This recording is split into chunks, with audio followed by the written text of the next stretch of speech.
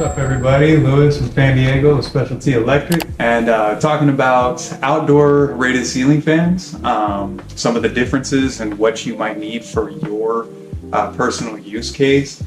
So with a lot of outdoor ceiling fans, you can actually find some really beautiful ones like our Spitfire here, real wood, nice DC motor, all that fun stuff, right? And what this fan is really good for is outdoor covered patios, like pergolas, that type of stuff, that do have some kind of finished top over them, because these are real wood. So it is a damp rated fan, and it can take most of the elements, but it cannot get directly wet, and it cannot get directly wet over a long period of time.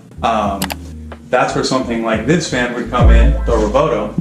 So these are ABS composite plastic blades on here, and that's what you'll find with most outdoor wet rated ceiling fans. As well, the motor entirely sealed up.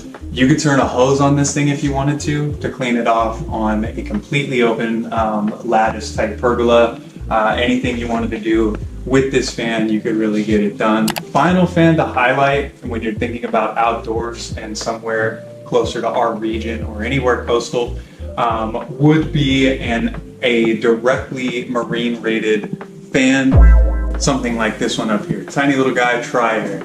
The Tri-Air has a few different finishes that are entirely marine grade, and it is tested thoroughly in salt air testing chambers. They have a special funny word for it. So that is directly rated for coastal environments. If you find a wet rated or a damp rated fan anywhere else, for any other use case, they will last quite a while outdoors and in coastal environments. But make sure, if you want the longest possible life out of a coastal fan, you do go with a coastal fan.